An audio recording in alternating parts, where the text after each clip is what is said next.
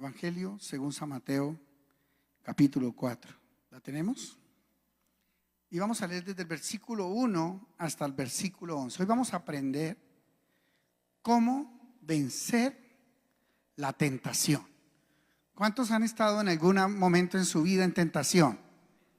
Todos, yo creo que todos hemos pasado por tentaciones, por muchas tentaciones. Y lo que vamos hoy a aprender en la palabra de Dios es cómo podemos hacer nosotros para no seguir cayendo en esa tentación. Porque la tentación la tenemos todos los días y la tenemos todos, no solamente los nuevos, no solamente el que acaba de llegar de un encuentro, todos, no importa los años que tengamos en el Señor, tenemos tentaciones. Los jóvenes, los hombres, las mujeres, todos tenemos tentación. Y hoy lo que vamos a ver es la herramienta, la forma para vencer la tentación. Así que vamos a Mateo 4, del verso 1 en adelante, y leamos todos a una sola voz, por favor. Entonces Jesús fue llevado por el Espíritu al desierto para ser tentado por el diablo. Y después de haber ayunado 40 días y 40 noches, tuvo hambre. Y vino a él el tentador y le dijo: si eres hijo de Dios, di que estas piedras se conviertan en pan. Él respondió y dijo: escrito está, no solo de pan vivirá el hombre, sino de toda palabra que sale de la boca de Dios. Entonces el diablo le llevó a la santa ciudad y le puso sobre el pináculo del templo y le dijo: si eres hijo de Dios, échate abajo, porque escrito está, a sus ángeles mandará acerca de ti, y en sus manos te sostendrán, para que no tropieces con tu pie en piedra. Y Jesús le dijo: escrito está también, no tentarás al Señor tu Dios. Y otra vez le llevó el diablo a un monte muy alto y le mostró todos los reinos del mundo y la gloria de ellos. Y le dijo: todo esto te daré si postrado me adorares. Entonces Jesús le dijo: vete, Satanás, porque escrito está, al Señor tu Dios adorarás y a Él solo servirás. El diablo entonces le dejó, y he aquí vinieron ángeles y le servían.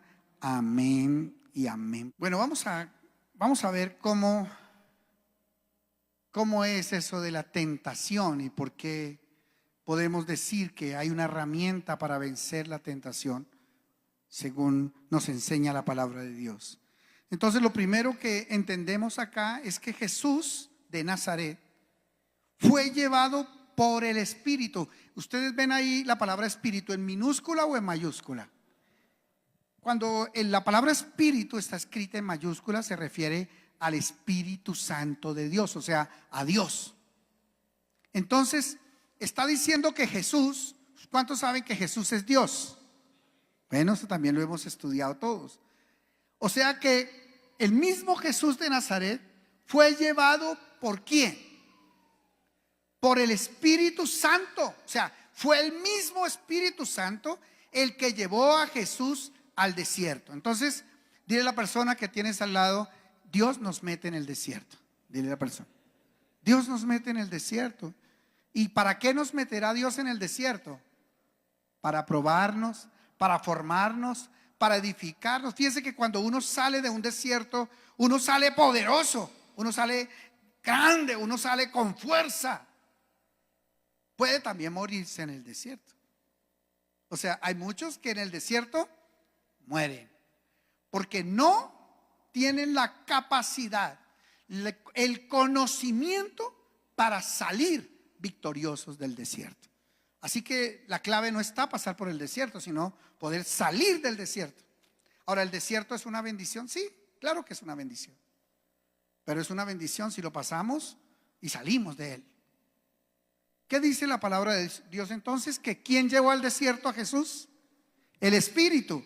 Ahora, tenía un propósito. ¿Cuál era el propósito de llevar a Jesús al desierto, al Espíritu Santo? Para ser tentado ¿por quién? por el diablo. Entonces, ¿Dios tienta? Bueno, aquí el Espíritu Santo lo puede llevar a uno hacia la tentación. Y para pasar por la tentación, por la prueba, por el desierto. Pero el Espíritu no es el que tienta. La Biblia dice que el que es el tentador es Satanás. También dice la Biblia, cuando alguno es tentado, póngale bien atención a este versículo. Cuando alguno es tentado, no diga que es tentado de parte de Dios. Entonces, de ahora en adelante no vuelvan a decir, es que Dios me mandó esa tentación. Porque Dios no es el que tienta. ¿Estamos de acuerdo? Entonces dice, cuando alguno es tentado, no diga que es tentado de parte de Dios. Porque Dios no puede ser tentado por el mal, ni Dios tienta a nadie, sino que cada uno es tentado cuando de su propia concupiscencia es atraído y seducido. Y aquí viene y aparece una palabra, su propia ¿qué? Concupiscencia. Digan concupiscencia. ¿Qué es la concupiscencia? La concupiscencia es, póngame bien atención, una inclinación a cierto pecado en particular que tenemos cada uno de nosotros. O sea, cada uno tiene una cosa, un área en la vida en la que es más atraído hacia el pecado. Entonces, no para todo el mundo el aguardiente es una tentación. Pero dice la Biblia, no mires la copa cuando rojea. Así dice la palabra. Y dice, no erréis, los borrachos no heredarán el reino de los cielos. Entonces, obviamente, hay personas que su atracción, su concupiscencia, su problema, su debilidad es el alcoholismo.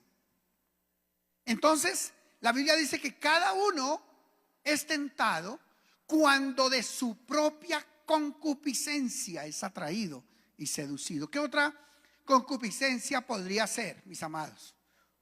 La droga, por ejemplo. La droga, nomás. Hay personas que solamente con oler la droga de una vez son atraídos. Otra concupiscencia, las mujeres. O sea, el pecado del sexo ilícito, llamémoslo de esa manera. ¿Sí? Y entonces hay personas que no pueden ver una mujer, no pueden ver una escoba con falda. Porque esa persona de una vez queda atrapado. Bueno, y no todo el mundo queda atrapado, la gran mayoría es atraído por las mujeres. Hay 3 F's en las que se dice que normalmente son atraídos los siervos de Dios.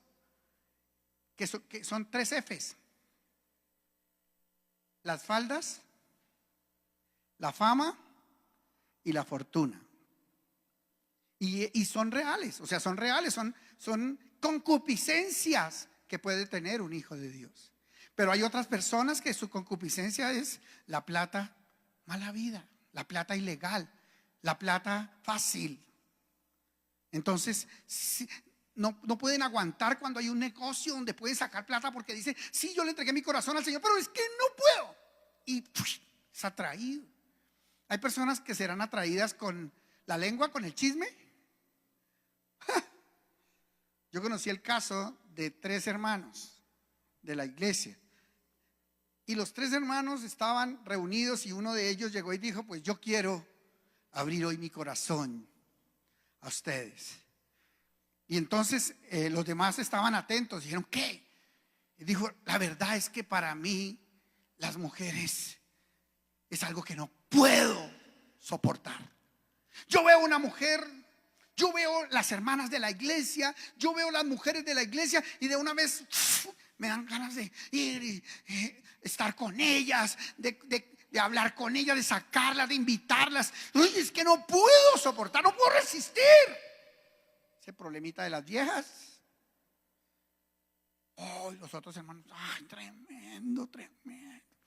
Dice el otro hermano, y yo, ya que abrimos el corazón, yo tengo un problema con la plata.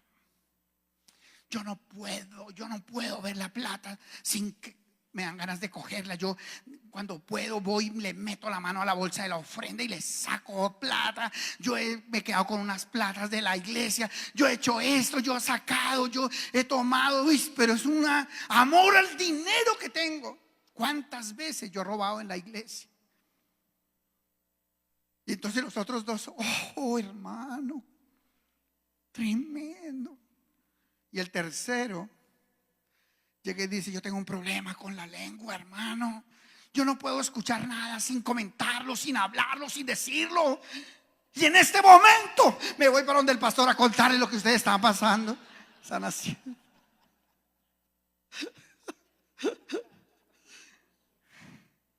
Saben que hay debilidades, cada uno tiene una. Y saben que es de inteligente reconocer cuál es el área de nuestra vida en la que somos débiles.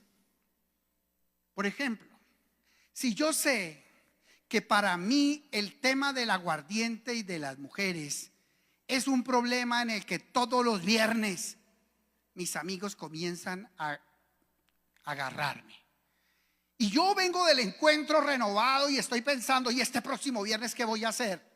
Porque mis amigos se van a reunir y me van a llamar y me van a insistir y me van a tratar de forzar a ir. Y yo sé que ese viernes voy a estar en uno de los conflictos más grandes de mi vida. Entonces, si tú ya sabes que esa es un área en la que puedes caer, entonces el viernes no tienes que apagar el celular desde el mediodía. O deja el viernes el celular en la casa. Ayuda mucho. Bueno, con cuidado que la señora no lo vaya a ver tampoco, ¿no? Que no van a comenzar a entrar a llamar y la señora se deleite mirando ese celular. No, ya nosotros no tenemos nada que ocultar. Pero ¿saben una cosa? Deje su celular y déjelo con clave guardado ahí en la casa. Y cuando lleguen las 6 de la tarde, las 5 de la tarde o el mediodía, llame al líder del encuentro, llame a la barca, llame a los amigos de la iglesia y dígale: ¿qué vamos a hacer hoy? Hay que hacer algo en conjunto. Porque si yo en este momento me quedo solo, me atrapa Satanás, caigo en el pecado. Entonces los viernes a las 6 de la tarde aquí en la iglesia tenemos nuestra noche de alabanza. Y deberíamos todos, antes de irnos para la casa, decir: yo primero paso a la iglesia y suelto mis cargas y luego me voy para la casa. En la época bíblica dice la Biblia que todos los días en el templo y por las casas se reunían los cristianos. O sea, no se reunían una vez por semana, se reunían todos los días. Yo les digo a los varones: varón, ¿usted por qué no antes de irse para su casa? ¿Qué es lo que uno tiene toda la semana? Chicharrones, hermano. Desde el lunes que arranca, chicharrones, porque uno tiene que pagar los recibos, porque uno tiene que pagar las facturas, porque uno tiene que pagar. Y todo el tiempo es trabajando y emproblemado, y uno no sabe qué hacer y cómo pago, y Dios mío, ¿y ahora qué voy a hacer? Y tuve un problema en la oficina, y tuve un problema con ese tipo que me vino a cobrar y no tenía con qué pagarle, y yo me cargué.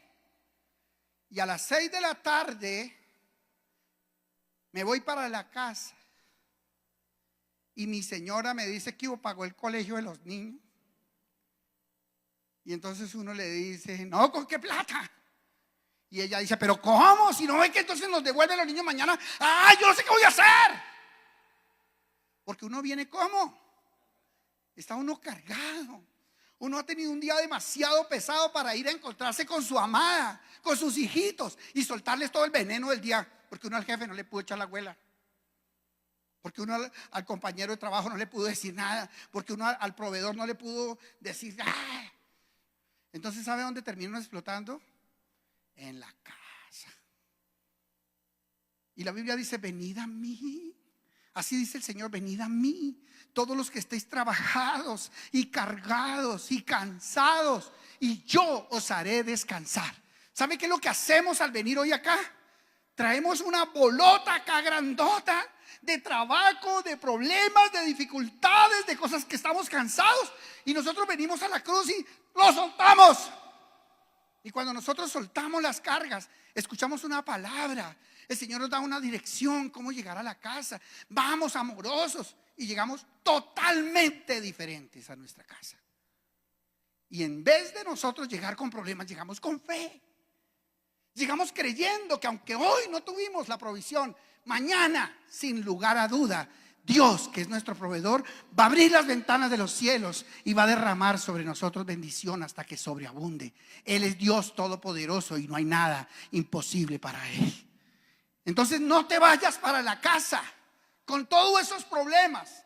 Por eso los miércoles hemos decidido en la mitad de la semana hacer la reunión para hombres, para que cada uno venga y suelte su carga, para que no se vaya a la casa emproblemado, para que llegue a la casa descansado, para que llegue a la casa a bendecir y no a maldecir, para que llegue a la casa con autoridad, con una palabra nueva, con una palabra fresca, algo para enseñarle a la esposa y a los hijos. Entonces dile a la persona que tienes al lado, dile: tú no puedes llegar emproblemado a tu casa a explotar. No puedes llegar emproblemado.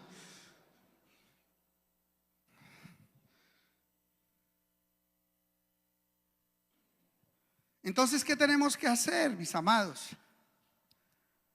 Cuando tenemos problemas, cuando vemos que hay un área de nuestra vida que está débil, nosotros que somos inteligentes, vamos a hacer lo que sea necesario para que no vayamos a caer en esa área de nuestra vida. Si, por ejemplo, el problema es una mujer a la que tú decidiste radicalmente dejar en el pasado, porque amas a tu esposa, porque es tu esposa la mujer a la que le vas a dar los mejores años de tu vida, tu fuerza, tu bendición, tus sueños. Entonces tú no puedes seguir hablando con esa mujer. Tú no puedes seguir manteniéndola en el celular. Si tienes que cambiar de celular, cambia el celular. Bótalo con la SIM y ve y cambia por otro celular. Y desconéctate de tal manera que no te vuelvan a encontrar nunca más. Porque si es ella la que llama, va a seguir marcándote, aunque tú la elimines, aunque tú la borres, aunque tú quites el chat. Es necesario que tú tomes decisiones radicales. Dice la palabra de Dios: hasta ahora nada habéis resistido hasta la sangre. Hasta ahora no habéis resistido hasta la sangre. ¿Eso qué quiere decir? Que uno tiene que resistir el pecado hasta la muerte, hasta la sangre. O sea, si tus ojos te son ocasión de caer, dice la Biblia, sácatelos. Y si una mano te es ocasión de caer, córtatela. Porque mejor es que entres sin un ojo o sin una mano al cielo, que con los dos ojos o con las dos manos al infierno. Entonces uno tiene que estar dispuesto a resistir el pecado hasta la sangre.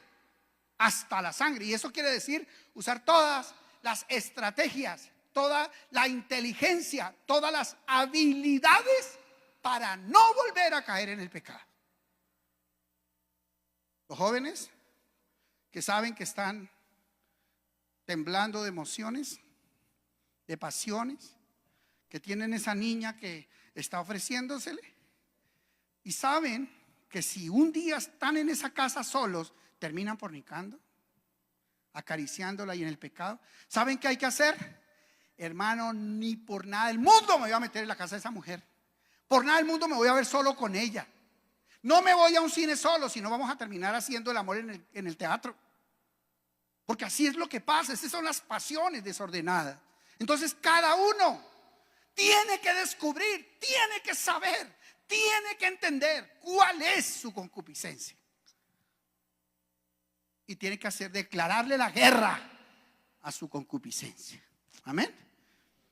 Y hermano, ay, yo no sé qué hacer, pastor. Entonces venga, vaya donde su líder y dígale: líder, necesito contarle una infidencia. Mi concupiscencia es esta. Necesito ayuda. Y su líder va a estar orando por usted. Y su líder lo va a estar llamando. Y cuando usted vaya camino a masturbarse al baño, el líder lo va a llamar y le va a decir: hermano, no vaya para el baño. Porque Dios es así. Dios le va a mostrar al líder en qué momento va a caer. Y en ese momento, ¡pah!, justo va a llamar. O dile: Señor, como yo le tuve que decir al Señor un día con mis pecados, dile: Señor, si en algún momento yo voy camino al pecado, te pido que tú te me atravieses, y te doy el permiso, y te ruego que te me atravieses como sea, pero que yo no llegue hasta el pecado. Si tengo que accidentarme, que me accidente. ¿O no? Eso es hasta la sangre, eso es resistir el pecado hasta la sangre. Si alguien me tiene que salir en el camino, que se me aparezca ahí mi hijito cuando yo voy a hacer eso, y me diga: papi, ven y cuéntame un cuento. Que en ese momento pase mi mamá, pase mi hermano, se meta, que se atasque el baño y esté dañado el baño, y que huela bien a feo, para que le quite a uno todas las pasiones desordenadas. Algo. Pero es que uno tiene que usar la inteligencia que Dios nos dio para vencer la concupiscencia, que es en el área que Satanás ya conoce, en que yo soy débil, y me la va a seguir mandando, porque astuto sí es el desgraciado. Me la va a seguir mandando hasta que nos vuelva a hacer caer. Así que dile a la persona que tienes al lado: tienes que atacar la concupiscencia. Dile: tienes que con sabiduría atacar la concupiscencia. Amén. Y dice la palabra, verso 2. Y después de haber ayunado 40 días. ¿Cuántos días ayunó Jesús? 40 días. ¿Y cuántas noches? Y 40 noches tuvo hambre. Y vino a él el tentador. ¿Quién es el tentador? El diablo, Satanás. Y le dijo: ¿saben una cosa? El tentador habla al oído. El tentador habla. Y le dijo, eso quiere decir que Satanás habla. Y le habla al oído a las personas. Y sabe perfectamente qué decirle. Le habla a los pensamientos, le habla a la mente. ¿Saben una cosa? ¿Qué dijo Albert Einstein? Creo que fue Albert Einstein. Bueno, uno de los hombres de Dios. ¿Sabe qué dijo? No podemos evitar que los pájaros vuelen encima de nuestra cabeza, pero sí podemos evitar que hagan nido en nuestra cabeza. No podemos evitar que los pájaros vuelen sobre nosotros, que los demonios se muevan sobre nosotros, pero sí podemos evitar que hagan guarida, que hagan nido en nuestra mente, en nuestros ojos, en nuestro corazón, en nuestra casa. Sí lo podemos evitar, y tenemos que hacerlo. Nosotros debemos estar alerta, porque Satanás sí habla, y sí viene siempre con mentira. Acuérdense que Satanás es mentiroso y padre de toda mentira. Satanás presenta las cosas malas como si fueran buenas, y las cosas buenas como si fueran malas. Entonces va a presentar una noche con una mujer diferente de su esposa, se la va a presentar como buena, deseable. Y va a decir: o prefiere ir a acostarse con su esposa.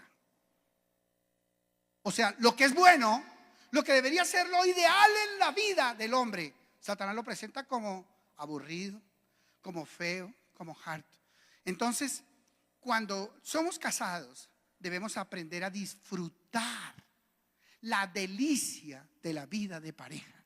Debemos aprender a hacer de esos momentos con nuestra amada los momentos más románticos y más hermosos. Si a alguien le tenemos que invitar a comer algo en el mejor restaurante, es a nuestra esposa, no a esa sinvergüenza desgraciada que vino a meterse en nuestras vidas.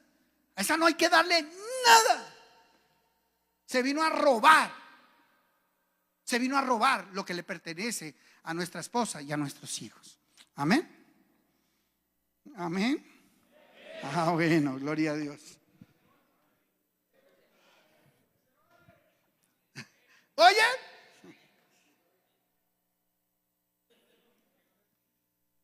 dice: y vino a él el tentador y le dijo. Mire cómo le dice. Mire la tentación, la primera tentación con que tienta a Jesús: si eres hijo de Dios. Porque es la tentación de las famosas piedras en pan, ¿se acuerdan? Pero realmente lo primero que por el lado que lo está tentando es a que dude si es hijo de Dios o no. ¿Saben una cosa? Después de que nosotros recibimos a Jesús en nuestro corazón, nos volvemos hijos de Dios. Podemos ser hijos alejados, hijos apartados, hijos en rebeldía, pero hijos de Dios para siempre. Y Satanás jamás nos podrá arrebatar de la mano de Dios. Jamás nos podrá arrebatar. La Biblia dice que el que está en Cristo, nueva criatura es. Las cosas viejas pasaron, y aquí todas son hechas nuevas. O sea, el que está en Cristo ya no vive para la perdición, vive para Dios. Lo que pasa es que sí puede vivir una vida de hijo de tercera categoría. O sea, como el hijo pródigo, que era hijo, pero estaba afuera. Que era hijo y no podía comer de lo de la casa. Que era hijo, pero no tenía para su sustento, para bañarse, para arreglarse. No podía comer ni siquiera lo que comían los cerdos allá. Pero al fin y al cabo era ¿qué? Hijo. Fíjense que no dice, y viéndolo su expadre. ¿Se dan cuenta de eso?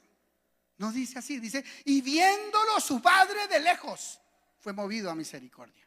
Y corrió, y lo abrazó y lo besó. Le hizo fiesta de regreso a casa. Pero el hijo es hijo para siempre.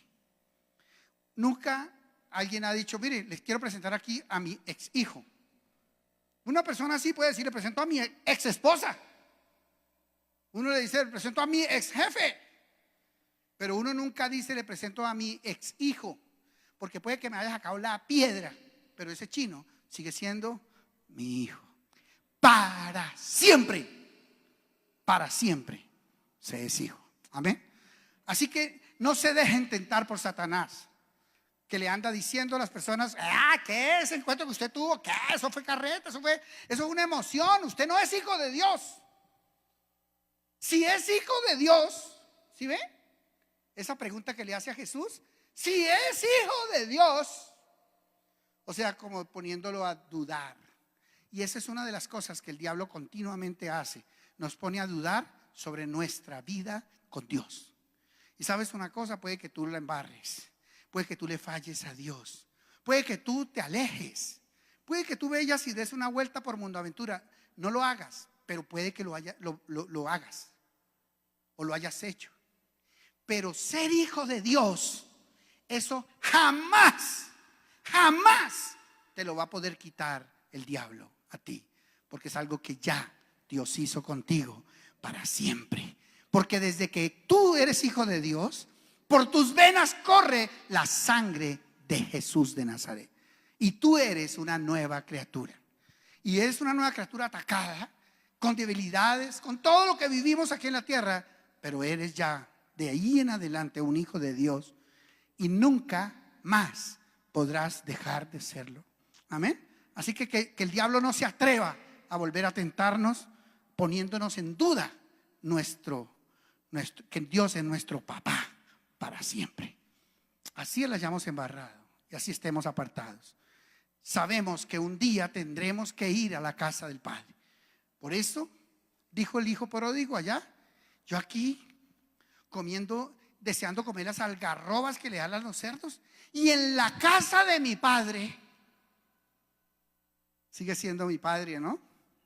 Y en la casa de mi padre, aún el empleado más humilde tiene abundancia de pan, y yo aquí perezco de hambre. No, me levantaré e iré a mi padre, sigue siendo mi padre, y le diré, Padre, he pecado contra el cielo y contra ti, la embarré, papá. Sí, papá, en una debilidad me desvié, me deslicé, he pecado contra el cielo y contra ti, ya no merezco ser llamado tu hijo, aunque sigo siéndolo. Trátame como a uno de tus jornaleros. Y fíjese que la actitud del padre no fue ni siquiera dejarlo que le contara todas sus porquerías, sino que de una vez lo restableció y lo restauró. Entonces, dile a la persona que tienes al lado, si tú eres hijo de Dios, eso nunca va a dejar de existir. Dile, si tú eres hijo de Dios, eso nunca va a dejar de ser. Eso nunca va a dejar de ser. Y por eso el diablo le dice, si eres hijo de Dios, di que estas piedras se conviertan en pan. Tenía hambrecita. Y él respondió y dijo, mire lo que dijo Jesús. ¿Cómo respondió? Escrito está. O sea, la forma como Jesús se defendió del ataque del diablo, de la tentación del diablo, fue diciéndole, ¿cómo? Escrito está. O sea, hay una cosa ya que está escrita. Y sobre esa cosa que está escrita, yo voy a hacer mi defensa. O sea, Jesús de Nazaret responde ante la tentación con una palabra que él sabía que estaba en la Biblia. Fíjense que Jesús no dijo, ay, tentación, tentación, tentación de pan, tentación de pan, tentación de pan, tentación de pan, palabra para tentación de pan, palabra para tentación de pan, alguna palabra para la tentación de pan. Espérate, digo Satanás, no, Jesús la tenía aquí, mire.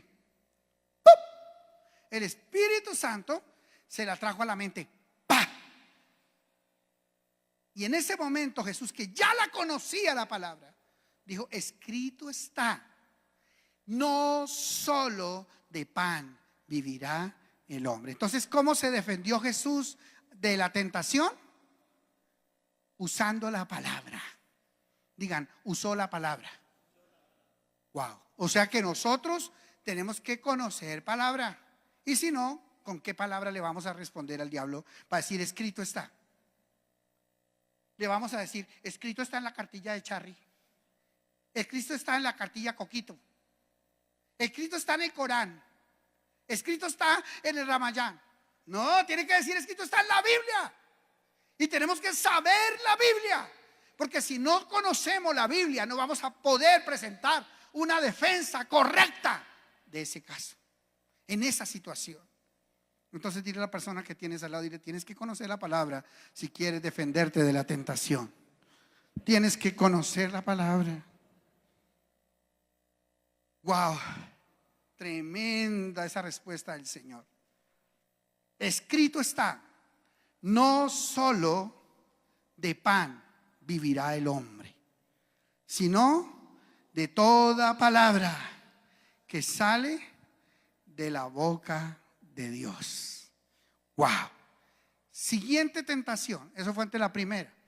Entonces el diablo le llevó a la santa ciudad, o sea, Jerusalén, y le puso sobre el pináculo del templo, o sea, la parte más alta, allá arriba del templo. Y le dijo, si eres hijo de Dios, y vuelve y lo tienta con lo mismo. ¿Se dan cuenta? Usa el mismo verso, las mismas palabras para tentar a Jesús. Si eres hijo de Dios, porque eso es lo que el diablo siempre quiere que nosotros dudemos. Y le dice, si eres hijo de Dios, échate abajo, porque escrito está. O sea que el diablo también sabe Biblia. El diablo también sabe Biblia.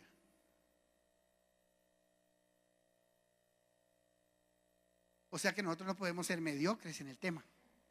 Porque si el ñangas ese sabe Biblia, tiene que saber harta. Tiene que saber harta. Al fin y al cabo, vive hace rato ese viejo diablo.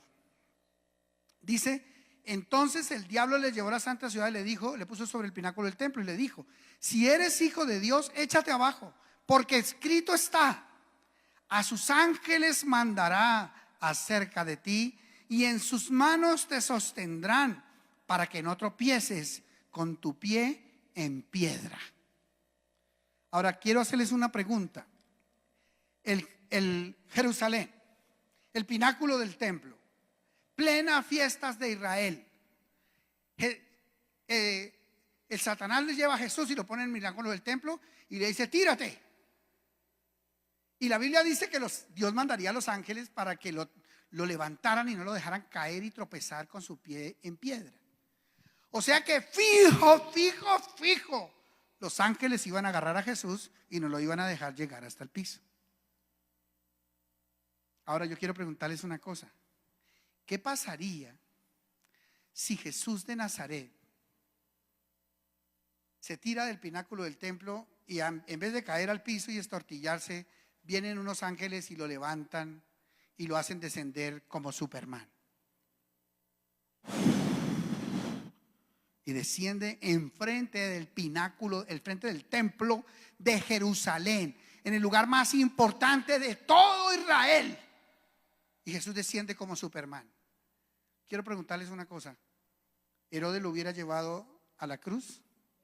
¿Los judíos lo hubieran lacerado? Jamás hubiera cumplido Jesús el propósito. Era parte de la estrategia de Satanás para detener el camino de Jesús hasta la cruz del Calvario. Qué diablo tan malo. Puerco es el diablo, ¿no? ¿Que el diablo es qué? El diablo es puerco. El diablo es puerco. Y mire lo que dice: a sus ángeles mandará cerca de ti y en sus manos te sostendrán para que no tropieces con tu pie en piedra. Y Jesús le dijo, mire lo que Jesús le dice. Satanás estaba mencionándole la Biblia, ¿se dieron cuenta? Y Jesús, ¿con qué le responde? Verso 7. Escrito está también. O sea, eso fue una guerra bíblica. Era batalla bíblica entre Satanás y Jesús. ¿Y quién sabe mejor la palabra? Jesús es la palabra. En el principio era la palabra y la palabra estaba con Dios y la palabra era Dios. Y aquella palabra se encarnó, se hizo carne y habitó entre nosotros y hemos visto su gloria, gloria como la del unigénito del Padre, lleno de gracia y de verdad. Jesús de Nazaret es la palabra. Jamás nadie, ningún demonio podría ganarle a Jesús en el conocimiento de la palabra, porque Él es la palabra. Por eso Jesús responde, escrito está ¿qué? También. O sea, está bien lo que tú estás diciendo, eso sí está en la Biblia, pero también está escrito en la Biblia que dice, no tentarás al Señor tu Dios. O sea, Jesús le dijo a Satanás, ¿qué le dijo? Le dijo, de pronto tú no te has dado cuenta, Satanás, pero yo soy Dios. Y escrito está, no tentarás al Señor tu Dios. O sea, Jesús de Nazaret se le presenta abiertamente y descaradamente a Satanás allí como el Dios todopoderoso. Wow. Entonces, ¿qué hizo Satanás? Otra vez, verso 8. Lo llevó el diablo a un monte muy alto y le mostró todos los reinos del mundo y la gloria de ellos. O sea, hubo tentación primero tentación para que él no creyera que es el Hijo de Dios. Tentación para que convirtiera el pan, las piedras en pan, para saciar su hambre. Tentación, dice, para ser famoso y para descender del pináculo del templo de manera gloriosa al estilo de Superman. Y ahora lo está tentando el diablo y mire lo que le dice. Y lo llevó de un monte muy alto y le mostró todos los reinos del mundo y la gloria de ellos. Y le dijo, todo esto te daré si postrado me adorares. Ahora, ¿por qué Satanás se atrevió a decir todo esto te daré? Porque Satanás sí es el príncipe de este siglo. Satanás sí es y ha tomado posesión porque el hombre le entregó a Satanás el dominio sobre los reinos de la tierra. Satanás sí tiene autoridad para poner personas en lugares de autoridad y para dar territorios a muchas personas. Por eso muchos artistas y personas negocian con Satanás y le dicen, deme fama, Satanás, y yo le entrego mi vida y mi alma. O sea, lo que Satanás le estaba pidiendo en este momento a Jesús era el alma de Jesús. El alma de Jesús, a cambio de la fama. Por eso no se extrañen de que escuchen por ahí que digan que alguien le hizo un pacto con Satanás para ser el cantante más famoso, la cantante más famosa, a cambio de entregarle el alma a Satanás. Y mire lo que dice allí la palabra, como Jesús le respondió. Entonces Jesús le dijo, ¿cómo le dijo? Vete, Satanás. ¿Cómo debemos entonces hacer nosotros con Satanás? Vete, Satanás. Porque escrito está. La tercera vez, ¿con qué le respondió Jesús? Diga, escrito está. La primera vez, ¿cómo le respondió? Escrito está. La segunda vez, ¿cómo le respondió? Escrito está. Y la tercera vez, escrito está. Entonces, ¿será que necesitamos conocer lo que está escrito o no?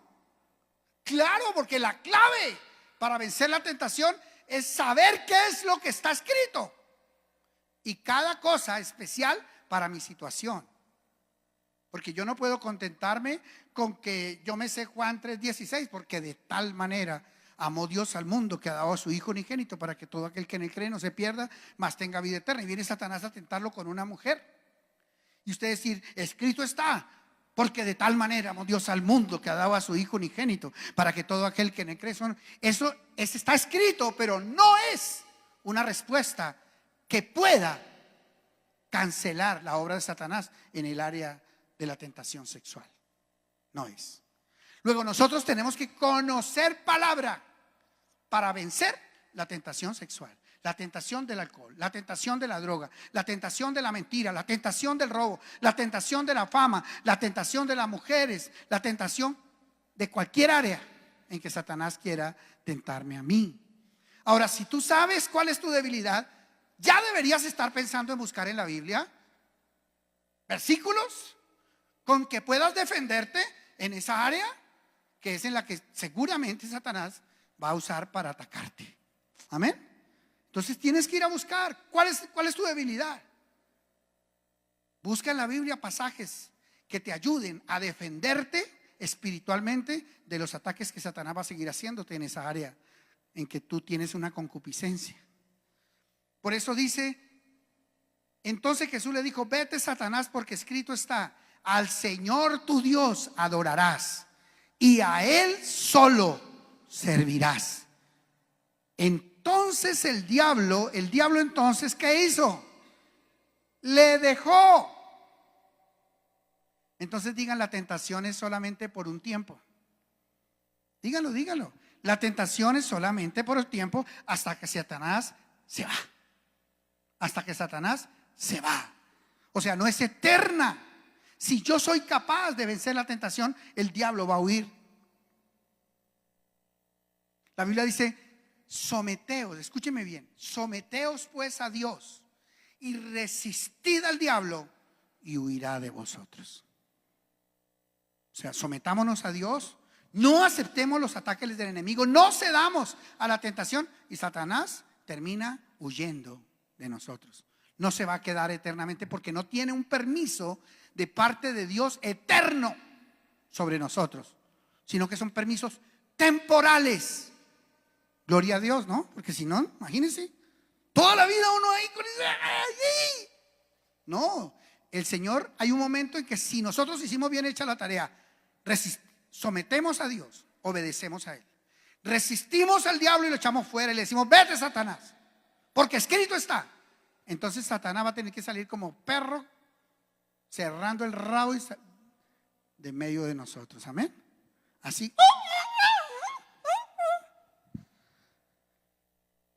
Y el diablo entonces le dejó. Y aquí vinieron ángeles y le servían. Amén. O sea, el Señor manda ángeles para que nos vuelvan a sacar del desierto. Ángeles. Así que prepárate para ver los ángeles de Dios que te van a sacar de ese desierto en el que has estado en tu vida. Amén. Después de que venza la tentación para la cual fuiste puesto en el desierto. Amén. Dale ese aplauso al Señor con todas tus fuerzas. Amén. Y quiero que cerremos con lo que dice la Biblia en Oseas 4:6.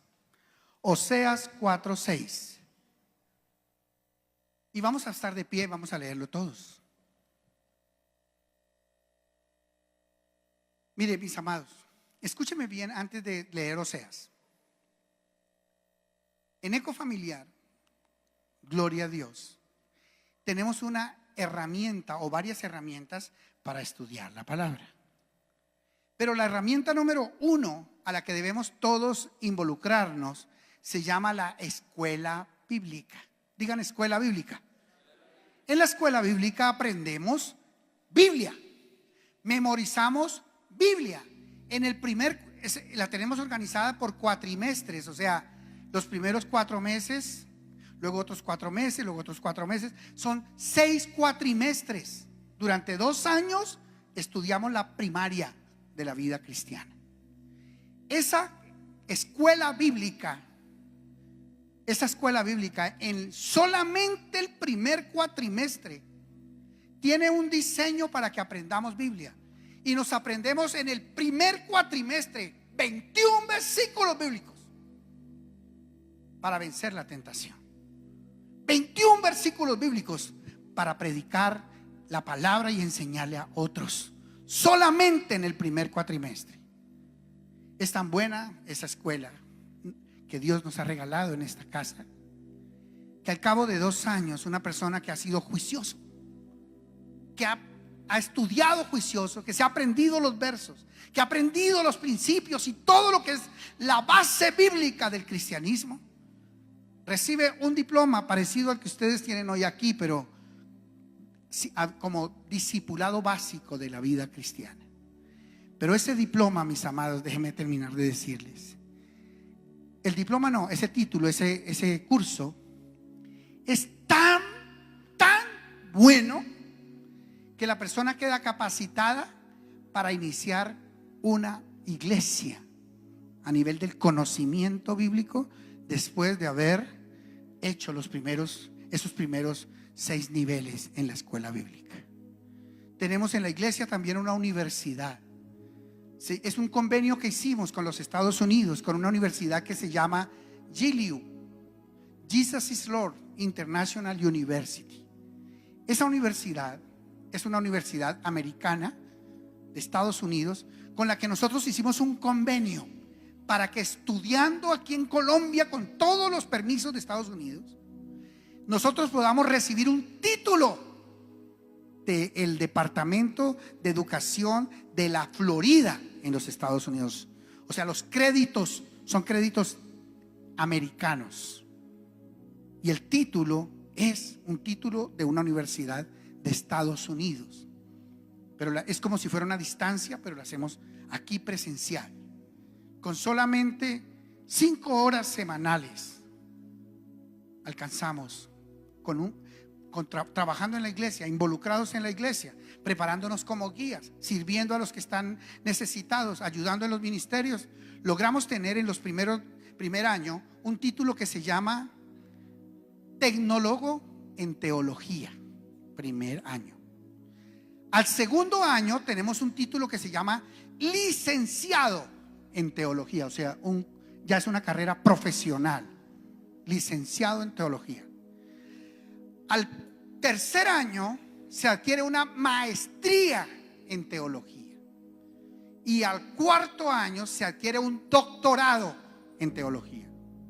Lo que normalmente aquí una persona se demora haciendo solo el doctorado, en esta universidad se logra hacer 4 títulos hasta alcanzar el doctorado inclusive. Lo que pasa es que hay una cosa con la que trabaja la universidad, y es que los que están estudiando tienen que estar sirviendo en la iglesia. Eso quiere decir que estamos recibiendo cursos como el que hoy estamos recibiendo acá, que ninguna universidad le está dictando esa cátedra adicional. Están recibiendo cursos los domingos, están recibiendo cursos en el ministerio de jóvenes, están recibiendo cursos en la preparación de los encuentros, están recibiendo cursos de liberación en las administraciones de liberación, están recibiendo cursos continuamente. Por eso se logra en 4 horas semanales, se logra tener una carrera profesional en 2 años y un doctorado al cabo de los 4 años. Eso no es que sea gratis, no es que sea como una trampilla. Es que aquí en la iglesia y en las iglesias donde está la universidad se tiene que trabajar sirviéndole a Dios mientras se está estudiando la palabra de Dios. Amén. Entonces se está sirviendo en los ministerios, se está sirviendo en los encuentros, se está sirviendo en las barcas, estamos haciendo discípulos, estamos cuidándolos, estamos aconsejándolos, estamos ganando almas. Bueno, todos los frentes posibles de la vida cristiana se desarrollan mientras nosotros estamos estudiando paralelo en la universidad. Entonces todas esas horas adicionales cuentan como si estuviéramos estudiando de manera experiencial en la universidad. Adicionalmente, los que por ejemplo escogen el área de misioneros, entonces se van 8 o 10 días a una misión a La Guajira, a una misión al Chocó, a una misión a Leticia, a una misión al Tolima, a una misión a cualquier lugar del país. Y mientras está viviendo esa experiencia allá, está aprendiendo como usted ni se lo imaginan, porque cada uno es formado mientras está sirviendo al Señor. Amén. Entonces tenemos oportunidades. Este próximo domingo está el pastor Alberto acá. Ahorita no, pero alguien de los maestros, por favor, acá. Este domingo comienza un nuevo nivel de escuela bíblica, y podrían hablar contigo, Andresito, para darte, con Carlitos, para dar los datos para la inscripción para la escuela bíblica. ¿Cuánto vale estudiar en esta escuela? O sea, es mucha plata. ¿Cuánto vale?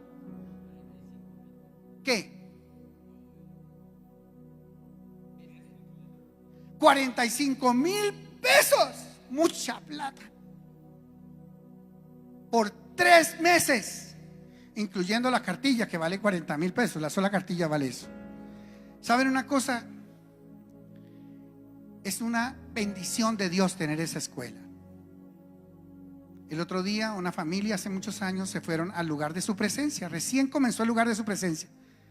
Entonces se fueron a congregar allá, porque fueron atraídos por los hijos, fueron a congregarse allá.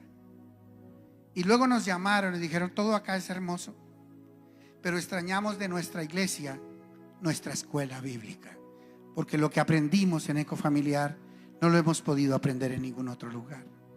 Así que yo les recomiendo una cosa: aprovechen que tienen un lugar, una oportunidad. Es tan fácil estudiar. El domingo se viene a las 7 de la mañana, y de 7 a 9 hace el estudio, y luego entra a la reunión con su familia, recibe la palabra y se va para su casa feliz.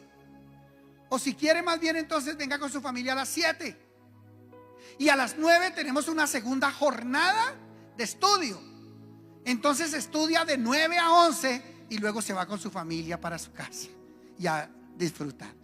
Y mientras está haciendo eso, está estudiando usted la escuela bíblica y aprendiendo del Señor Jesucristo. También tenemos los sábados escuela bíblica a las 2 de la tarde. También tenemos los miércoles, ¿a qué horas? A las 6 de la tarde, aquí escuela bíblica.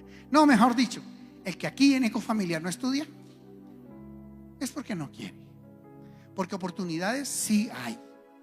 Además, a ese precio, con que usted ahorre 2,000 pesos, mejor dicho, 1,000 pesos diarios, con eso junta en 3 meses 90,000 y alcanza para pagar la universidad, la escuela bíblica suya y la de su esposa. Involúcrela, invítela, invite a un hijo, involúquese con alguien con el que pueda sostenerse en el proceso y se apoyen mutuamente, y va a ser una bendición muy grande. Pero miren lo que dice la Biblia en Oseas 4:6. Leámoslo todos. 1, 2, 3. Mi pueblo fue destruido porque le faltó conocimiento. ¿Conocía? ¿El pueblo conocía o no conocía? ¿Qué dice allí? Mi pueblo fue destruido porque le faltó. O sea, conocía algo, conocía un poquito, como de pronto hoy conoces tú, pero no es suficiente, porque puede venir la destrucción por falta de conocimiento. No porque tú no conozcas nada, tú conoces algo, tú algo sabes de Dios, pero la pregunta es ¿conoces lo suficiente para que no seas destruido? Y dice la Biblia: mi pueblo fue destruido porque le faltó conocimiento. Y luego dice una sentencia el Señor desde el cielo: por cuanto desechaste el conocimiento, yo te echaré del sacerdocio. Y por cuanto te olvidaste de la ley de Jehová tu Dios, yo también me olvidaré de tus hijos. O sea, solamente por protección a los hijos deberíamos estudiar y conocer la palabra de Dios, porque puede venir destrucción sobre los hijos, porque nosotros olvidemos la ley de Dios y dejemos de estudiar la palabra de Dios.